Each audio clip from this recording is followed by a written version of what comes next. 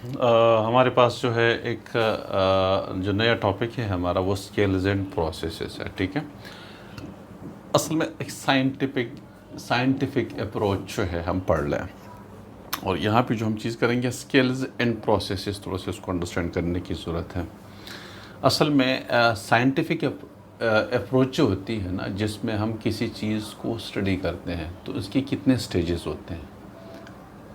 किसी साइंस में जब कोई चीज़ एक लॉ बन जाती है, आप कोई चीज़ पढ़ते हैं और उसके बाद फिर एक लॉ बनती है, तो उसके अंदर कितने स्टेजेस होते हैं। एक ऑब्जर्वेशन होती है, कम्युनिकेशन होती है, इन्फरिंग होती है, फिर हाइपोथेसिस है, और उसके बाद फिर वो एक साइंटिफिक लॉ बन जाता है। ये चीज़ मैं आपको समझा देता हूँ आगे जाके। ठीक है, तो ये एक हमारे पास चीज़ है, देखिए प्लानिंग, इन्वेस्टिगेशन और फिर चीज़ आएगी। अच्छा, अब आ जाइए स्केल्स एंड प्रोसेसेस के ऊपर, आपकी बुक टॉपिक हिस्सा है। ठीक है, scales and processes are essential for the study and practice of science. Scales आपको चाहिए, प्रोसेसेस आपको चाहिए। ठीक है, और ये बहुत ज़रूरी है।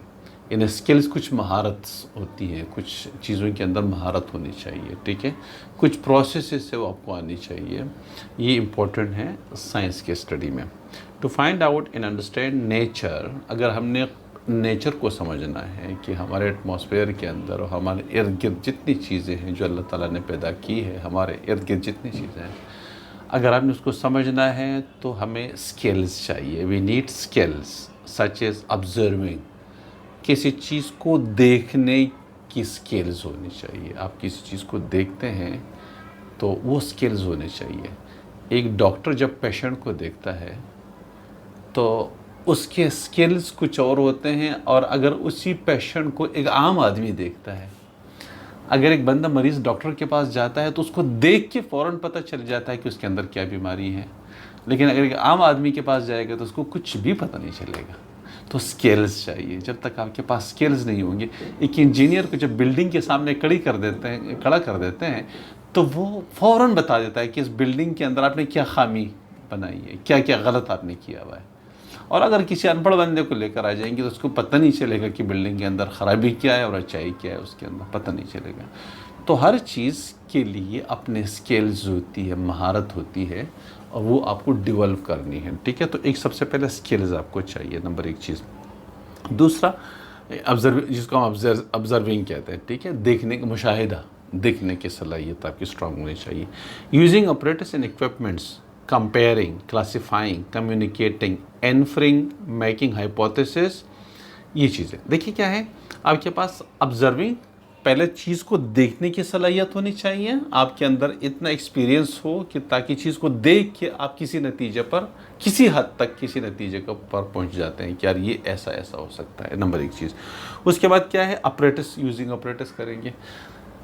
ऑपरेटर्स का मतलब आप उसके लिए अगर टेम्परेचर निकालना है तो आप थर्मामीटर यूज़ करेंगे, लेंथ निकालनी है तो आप कोई लंबाई के लिए कोई इंच टेप वगैरह यूज़ करेंगे, रोलर यूज़ करेंगे, कुछ इस तरह से। तो ऑपरेटर्स, कंप्यूटर का कोई काम है तो कंप्यूटर को यूज़ करेंगे, इस तरीके से। ठीक है, तो ऑपरेटर्स यूज़ करना आपको आना चाहिए। मुझे वोल्टेज मालूम करना है तो मुझे वोल्ट मीटर इस्तेमाल करना आना चाहिए, इस तरह से। ठीक है, तो आपको ऑपरेटर्स इस्तेमाल करना आना चाहिए, इक्विपमेंट्स वगैरह।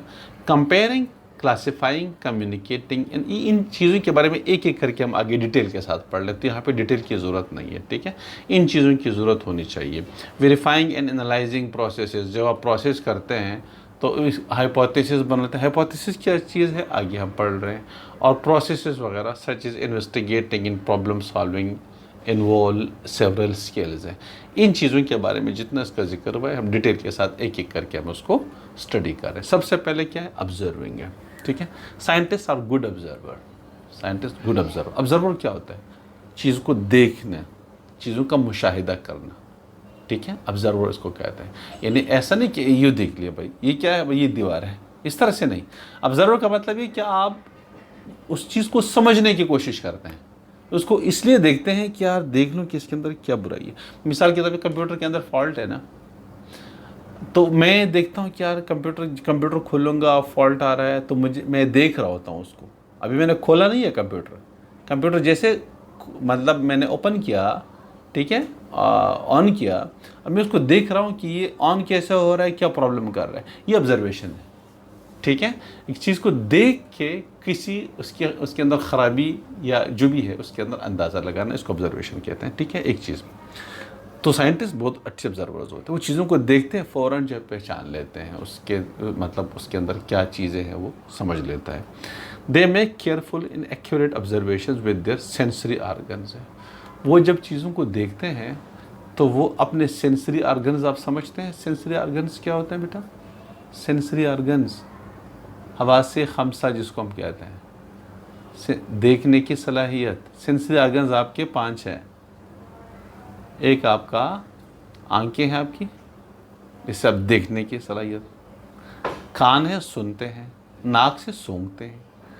ज़बान से टेस्ट लेते हैं, ठीक है।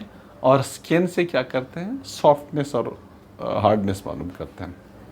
तो आपके 5 सेंसरी ऑर्गन्स हैं। तो साइंटिस्ट आंखों के ज़रिए देखते हैं, स्मेल्स के ज़रिए, टेस्ट के ज़रिए, आवाज़ अगर कोई चीज़ कर रही है तो सुनते भी हैं उसको टच भी करते हैं।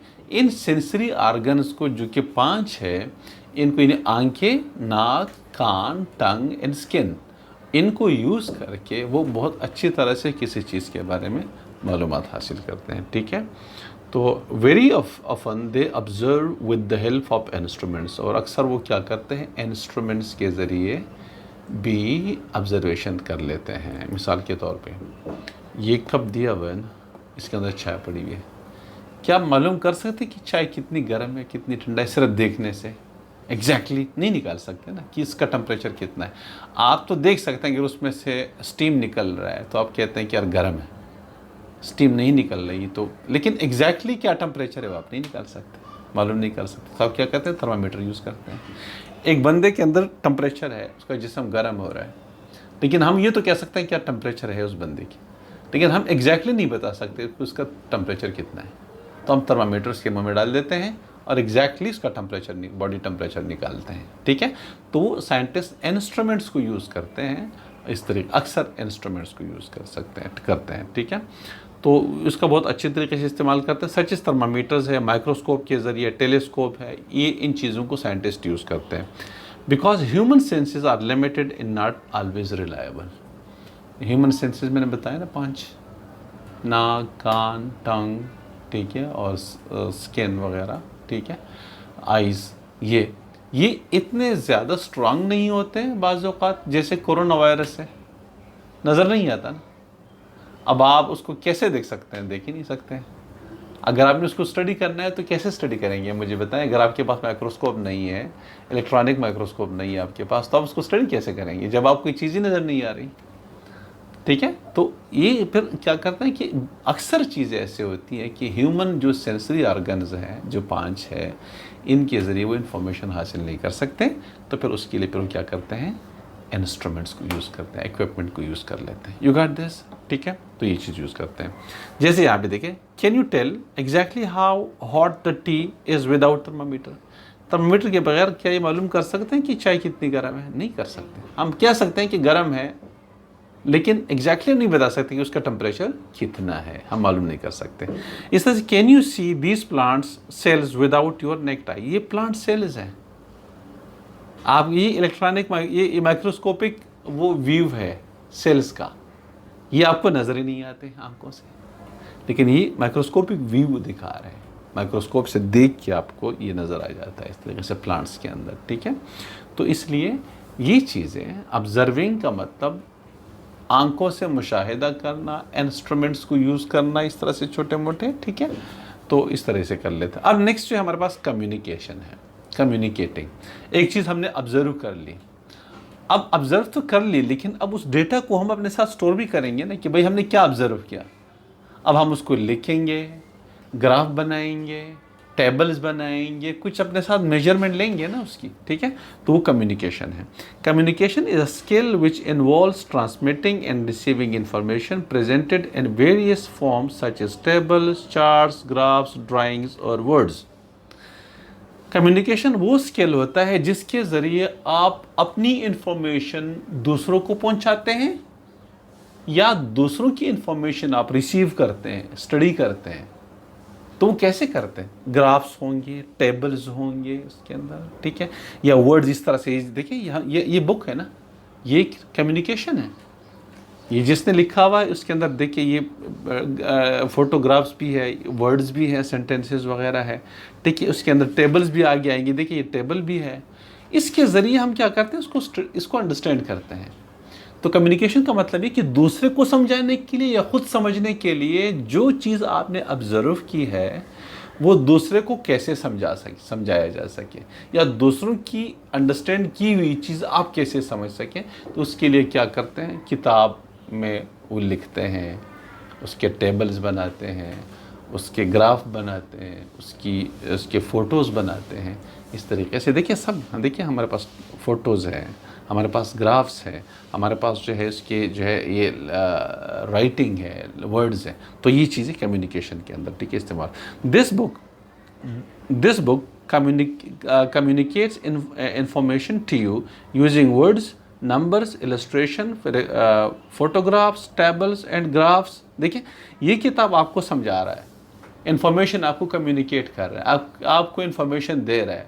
किस तरीके से बुक के इन्फॉर्मेशन दे रही है? वर्ड्स के ज़रिए।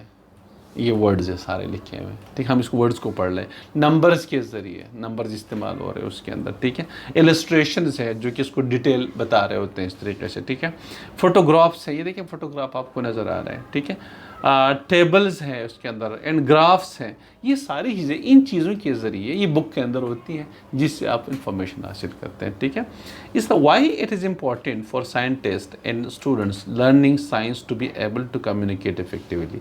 ये क्वेश्चन दिया हुआ है कि साइंटिस्ट के लिए क्यों इम्पॉर्टेंट है, और स्टूडेंट्स के लिए और साइंटिस्ट के लिए, कि वो उसको कम्युनिकेट करें प्रॉपर तरीके से। तो भाई जब तक प्रॉपर तरीके से कम्युनिकेट नहीं करेंगे तो जो लर्न करने वाले हैं उनको कुछ मिलेगा नहीं। जो समझाने वाले हैं अगर उसको कम्युनिकेशन नहीं आती, लिखना नहीं आता, टेबल और ग्राफ ड्रा करना नहीं आता, तो फिर वो, उसके पास नॉलेज तो है लेकिन दूसरों को कैसे वो समझाए, उसको नहीं आएगा। तो कम्युनिकेशन बहुत इंपॉर्टेंट है। कम्युनिकेशन का मतलब क्या आपको समझ आ गया? कि जब आप दूसरे को इन्फॉर्मेशन देते हैं, बेटा ये मैं आपसे दोबारा अभी पूछूंगा, जब आप दूसरों को इन्फॉर्मेशन देते हैं तो कैसे देते हैं? लिखते हैं किताब के अंदर। उस लिखने के दौरान कभी आप सेंटेंसेस लिखते हैं, कभी आप उसका डेटा उतारते हैं टेबल्स की सूरत में, कभी ग्राफ बनाते हैं, कभी फोटोग्राफ शामिल कर देते हैं ताकि अच्छी तरीके से समझ में आ जाए, इस तरीके से, ठीक है। तो ये सारी चीज़ उसके अंदर शामिल। अब इन्फरिंग, नेक्स्ट स्टेप हमारा, एक तो ऑब्जर्वेशन हमने कर ली, नेक्स्ट हमने कम्युनिकेशन कर ली, थर्ड हमारे पास इन्फरिंग है। इन्फरिंग में क्या होता है? Is the skills of drawing conclusion from observation और इन्फॉर्मेशन गैदर्ड। अब हम क्या करते हैं कि जो इन्फॉर्मेशन हमने हासिल कर ली, जो इन्फॉर्मेशन हमें मिली है, अब उससे हम कोई नतीजा निकालते हैं कि यार ये क्या हो सकता है। हमने मतलब पहले तो हमने सिर्फ ऑब्जर्वेशन कर ली, ठीक है, ऑब्जर्वेशन आ गई है। अब हम क्या करते हैं कि उससे कोई नतीजा निकालते हैं कि एक्चुअली है क्या चीज़। ये क्या कहते हैं? इसको इन्फरिंग कहते हैं, ठीक है। For example, if one observe that plants kept in dark can not make food, he or she may infer that light is needed for making food. अब देखें, अगर आप पौधे को, एक बंदा ये देख रहा है कि यार जब मैं पौधे को अंधेरे में रखता हूँ तो खुराक नहीं बनती उसके अंदर, तो अब उससे वो क्या नतीजा निकाल सकता है कि जब अंधेरे में रखता हूँ वो खुराक नहीं बनती, जब सूरज में रखता हूँ खुराक बन जाती है उसके अंदर। तो इसका मतलब ये हुआ कि लाइट, पौधे जो है लाइट की मौजूदगी में अपनी खुराक तैयार करते हैं। अगर लाइट ना हो तो वो अपने फूड नहीं बनाते। ये नतीजा ही निकल गया, क्योंकि जब अंधेरे में रखता हूँ तो खुराक नहीं बनती पौधों के अंदर, जब मैं रोशनी में रखता हूँ तो खुराक बन जाती है। तो इसका मैं नतीजे क्या निकाल दूँ कि पौधों को खुराक बनाने के लिए रोशनी की ज़रूरत होती है, सनलाइट की ज़रूरत होती है। तो ये एक आपके पास इस तरह से एक इन्फॉर्मेशन है, ठीक है। The conclusion that you draw by inferring are called inferences है। अब आपने जो कंक्लूजन निकाला, जो नतीजे सामने नतीजा निकाला कि भाई पौधों को खुराक बनाने के लिए सनलाइट की ज़रूरत होती है, ये इन्फेरेंसेस है। इन्फेरेंसेस, ठीक है, इसको इन्फेरेंसेस कहते हैं। Different inferences can be made from the same observation in not all inferences may turn out to be correct है। ज़रूरी नहीं कि आपके जो इन्फेरेंसेस आपने ले लिए, जो नतीजा आपने निकाला हुआ है वो सारे सही हो, उसमें गलत भी हो सकता है, सही भी हो सकता है, ठीक है, ये ज़रूरी नहीं है। अभी हम फाइनल नतीजे पर नहीं पहुँचे, ठीक है। तो ये कहानी। नेक्स्ट जो है मेकिंग हाइपोथेसिस, ठीक है। ये लास्ट पढ़ लेते हैं, उसके बाद फिर हम ऑफ कर देंगे और फिर नेक्स्ट वीडियो के अंदर जो भी चीज़ें रहती हैं उसको कंप्लीट कर लेंगे, ठीक है। फॉर्मुलेटिंग और making a hypothesis is an extension of inferring a hypothesis is अच्छा tentative explanation for an observation or phenomena which can be tested by investigation। एक hypothesis क्या चीज़ है? अब आपने जो इन्फेरेंसेस की, आपने जो नतीजा निकाला, उस नतीजे को हम क्या करते हैं, एक वर्डिंग की शक्ल में लिख लेते हैं। हाइपोथेसिस क्या है? Is a tentative explanation. जो हमने नतीजा निकाला, अब उसको एक्सप्लेन करेंगे, एक एक्सप्लेनेशन लिख लेंगे उसके अंदर, ठीक है। फॉर एन ऑब्जर्वेशन और phenomena which can be tested by investigation, जो कि फर्दर हम इस हाइपोथेसिस को इन्वेस्टिगेशन से मज़ीद टेस्ट करेंगे। हमने नतीजा निकाला कि पौधों को खुराक बनाने के लिए ऑक्सीजन की ज़रूरत होती है, सनलाइट की ज़रूरत होती है। अब हम मज़ीद उसको इन्वेस्टिगेट करेंगे। एक तो हम उसको लिख लेंगे और इसको फिर फर्दर इन्वेस्टिगेट करेंगे। तो ये हाइपोथेसिस हमारा। If a computer monitor is not working, what is the possible cause? अगर कंप्यूटर मॉनिटर काम नहीं करता तो उसका पॉसिबल कॉज क्या है? If you think that it could be due to loose connection between the monitor and the CPU central processing unit, you are making a hypothesis.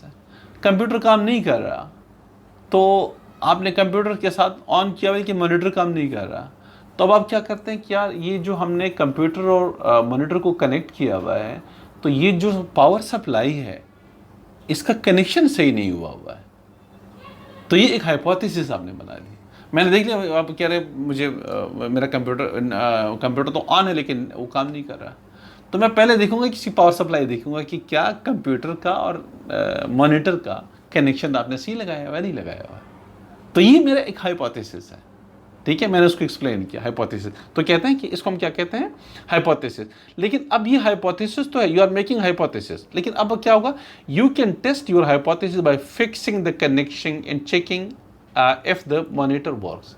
अब हम क्या करेंगे? इसको मैं चेक करूंगा, मैं उस सप्लाई को हटा दूंगा, दूसरी सप्लाई ला के डाल दूंगा। हो सकता है सप्लाई ख़राब हो, मैं नई सप्लाई ला के डाल दूंगा, और अगर उससे मसला हल हुआ तो मेरा हाइपोथेसिस सही साबित हो गया, ठीक है।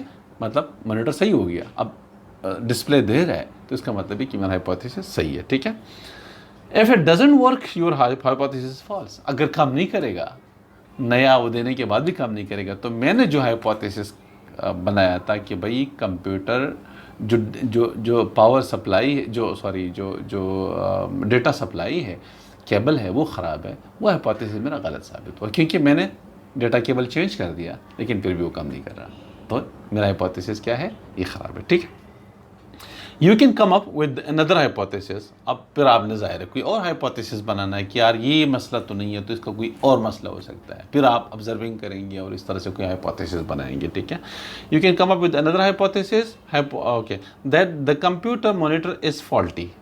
अब आपने कहा कि यार ये मसला नहीं है, तो कंप्यूटर मॉनिटर ख़राब है, मॉनिटर के अंदर गड़बड़ है, ठीक है। तो एक और हाइपोथेसिस है। To test this hypothesis you can replace the monitor with one that is working. अब हम क्या करेंगे कि इस मॉनिटर को हटा देंगे, एक और मॉनिटर ला के लगा देंगे कंप्यूटर के साथ। अगर वो मॉनिटर काम कर रहा है, जो सही मॉनिटर है, जो आपको पहले से पता है कि ये सही है, काम कर रहा है, किसी और जगह चल रहा है, आपने दूसरे कंप्यूटर से एक मॉनिटर हटाया जो वहाँ पर काम कर रहा है, उस मॉनिटर कंप्यूटर के साथ लगाया, और अब उसके अंदर वो काम शुरू हुआ, तो इसका मतलब है कि आपका मॉनिटर ख़राब था, डेटा केबल का मसला नहीं था। लेकिन अगर अब भी काम नहीं कर रहा, वो नए जो आप सही कंप्यूटर मॉनिटर लेकर आए हैं और आपने कनेक्शन लगा दिया, अब भी काम नहीं कर रहा, तो अगेन आपका हाइपोथेसिस ख़राब है, सही फॉल्स है, वो सही नहीं है, ठीक है। तो ये चीज़, इसको हम हाइपोथेसिस कहते हैं। हाइपोथेसिस क्या है कि आप एक मसले को देखते हैं, ऑब्जर्व कर लेते हैं, ऑब्जर्व करने के बाद आप कुछ इन्फॉर्मेशन ले लेते हैं, उससे आपको अंदाज़ा हो जाता है, फिर आप कहते हैं कि यार ये मॉनिटर इसलिए नहीं चल रहा कि उसका डेटा केबल सही नहीं है। आपने क्या किया, डेटा केबल को चेंज कर दिया, फिर भी काम नहीं करा, तो आपका जो हाइपोथेसिस है वो रॉन्ग, फॉल्स हुआ। और अगर डेटा केबल से काम चल गया, मॉनिटर काम शुरू कर दिया, तो आपका हाइपोथेसिस ओके, ठीक है। अगर एकदम आपका हाइपोथेसिस फॉल्स हो जाता है तो फिर आप क्या करते हैं, एक और हाइपोथेसिस बता लेते हैं, चले भाई ये डेटा केबल का मसला तो नहीं है, तो अब क्या करते हैं कि और क्या मॉनिटर लेकर आते हैं जो सही होता है, और फिर आप उसको टेस्ट करते हैं। अगर वो उससे काम चल जाता है तो आपका हाइपोथेसिस सही है, अगर काम नहीं चलता तो फिर अगेन योर हाइपोथेसिस रॉन्ग, फिर आपको एक और हाइपोथेसिस पर आपने करना होता है, ठीक है। तो ये हाइपोथेसिस का होता है। This method of making and testing hypothesis is often used by scientist in their investigation. है ये इन्वेस्टिगेशन के ज़रिए कर रहा होता है, जब वो किसी प्रॉब्लम को इन्वेस्टिगेट कर रहा होता है और प्रॉब्लम के बारे में जान रहा होता है, वो उस दौरान ही सब कुछ कर रहा होता है, ठीक है। तो ऑब्जर्वेशन है, ठीक है, computer monitor is not working, observation आप किए हैं। अब इस मसले को ज़रा समझ लें साइंटिफिक वे में कि ऑब्जर्वेशन क्या है कि कंप्यूटर मॉनिटर काम नहीं कर रहा, ठीक है।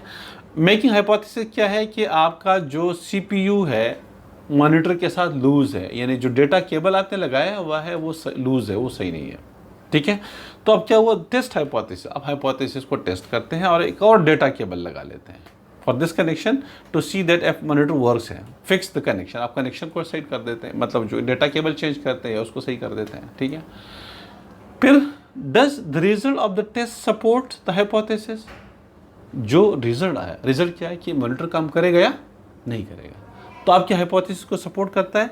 एक्सेप्ट द हाइपोथेसिस, अगर वो काम कर रहा है तो हाइपोथेसिस हमने एक्सेप्ट कर दिया कि भाई डेटा केबल सही नहीं था, और अगर फिर भी कंप्यूटर काम मॉनिटर काम नहीं कर रहा तो हम कहते हैं मेक अ न्यू हाइपोथेसिस, हम एक नया हाइपोथेसिस बना देंगे। बेटा हाइपोथेसिस पे हम ख़त्म कर देते हैं। नेक्स्ट इंशाल्लाह planning, investigation, safety rules and laboratory वगैरह इन चीज़ों को पढ़ेंगे। ये कुछ थोड़ी सी चीज़ें हैं इंशाल्लाह, उसके बाद फिर हम नेक्स्ट वीडियो के अंदर हम एक और नए टॉपिक के साथ जो है हम प्लानिंग इन्वेस्टिगेशन के साथ हम उसको स्टार्ट करेंगे, ठीक है। तो आज के लिए इतना काफ़ी है।